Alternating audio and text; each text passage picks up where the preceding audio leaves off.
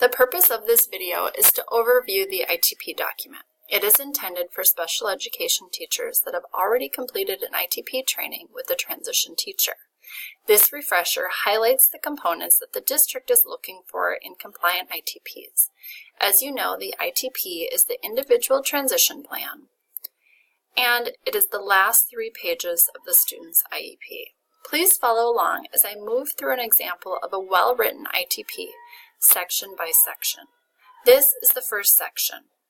There are 6 statements that you are asked to answer. These are all data collection questions. The first, student was invited to the IEP meeting, only gives you an opportunity to select yes because all students should be invited to the IEP. The next questions are past tense, meaning that in the last 12 months, did the student receive these from someone at their school? In my opinion, all students have probably received mentoring, college awareness preparation, and career awareness as it's embedded in the Common Core. Work experience education would be for students that have received job skills preparation and or maybe a work volunteer experience. You can ask the student if they feel they've received something like that. You could also ask the student or the parent in the IEP meeting if they were referred or placed in an outside agency. You could also ask the transition teacher if they know if the student is part of a transition partnership program, which is through the Department of Rehabilitation. The next section is asking the teacher to look back at the student's previous ITP to determine if the activities selected were actually completed. If you're a middle school teacher, this may be the student's first ITP. So you would not respond yes or no, you would select first ITP like this example did. But if you are a high school teacher, you would look back at the student's prior ITP and then ask the student or the case carrier if the activity was completed. Remember that if the answer is no, the reason cannot be needs more time or the goal set was too high. The next 3 sections of the ITP are divided into education and training, as seen here, employment, which is section 2, and independent living, which is section 3. To complete these sections, you will have needed to assess the student using an assessment. Your transition teacher can provide assessments that he or she recommends. Each assessment should have a name and should also provide us with interests, strengths, areas of need, etc.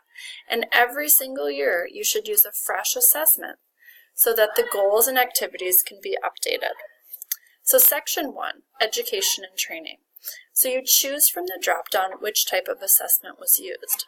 Put the date that the assessment was given, and remember that this date should be within 6 months of the IEP date to make sure that we're using something current.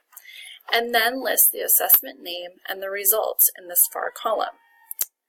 These results should indicate interests, strengths, areas of need, etc., and they should be for the area of education and training. So this statement encompasses education and training when it states that the student would like to enroll in a training program. Next, you will select from the drop-down for the education training post-secondary goal.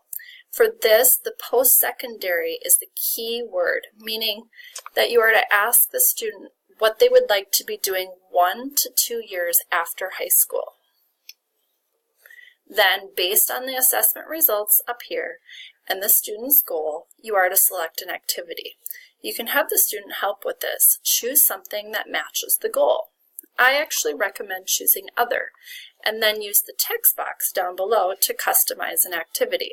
So for this student, Lisa, who's interested in becoming a cosmetologist and going to a training program, you could challenge her to use this website to find programs that offer cosmetology. The timeline for this should be a date between the day that you are writing the ITP and the next IEP date. And the person agency responsible should always say student, parent, guardian, family, and then at least one person from the school site. It would typically be yourself, as you are the case carrier overseeing the student's IEP.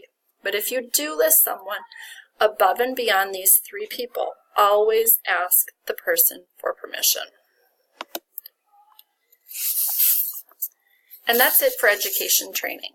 If you can complete that portion, the rest should be easy. Because next you have the employment and independent living sections, which are set up in the same way as education and training. So for section 2, employment, it's the same, except that the results, the goal, and the activity should be in the area of employment. Notice that this activity, once I scroll down, is also customized, and it's a very nice match to the student's assessment results and the goal.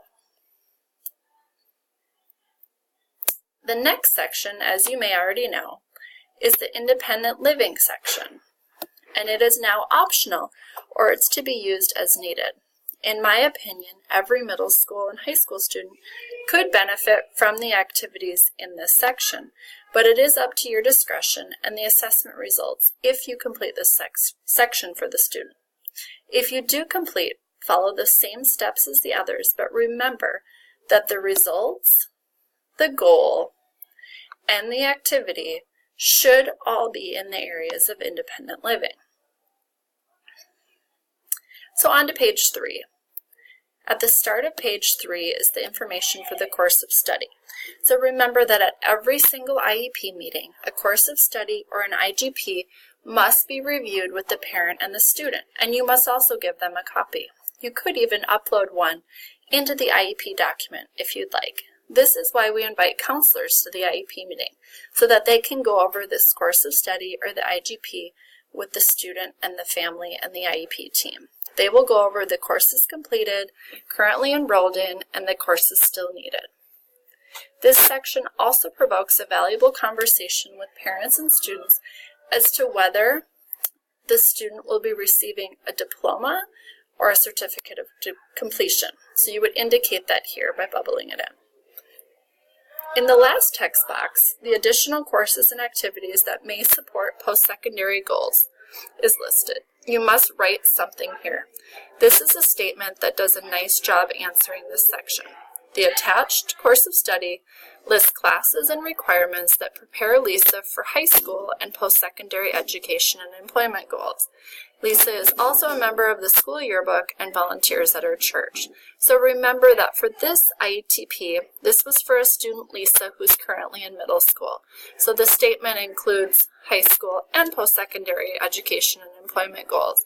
But if she was in high school, there'd be no need to list high school here. Also remember to only include suggestions and to never promise or guarantee anything in this section. Okay, we have 2 sections left. Future agency involvement is the first one.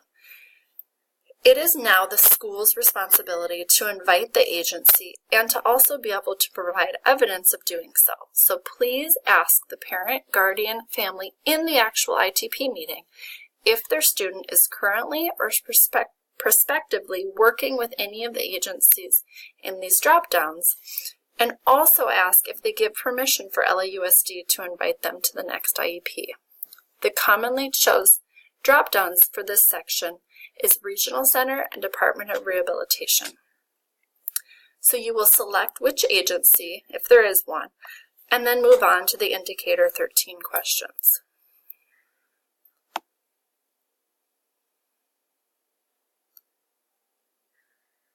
These only give the yes option, except for number 8, which could be not applicable if there is no current or prospective agency involvement.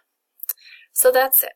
Hopefully you found this refresher informative, and if you have any questions, please contact your school's transition teacher. Thank you.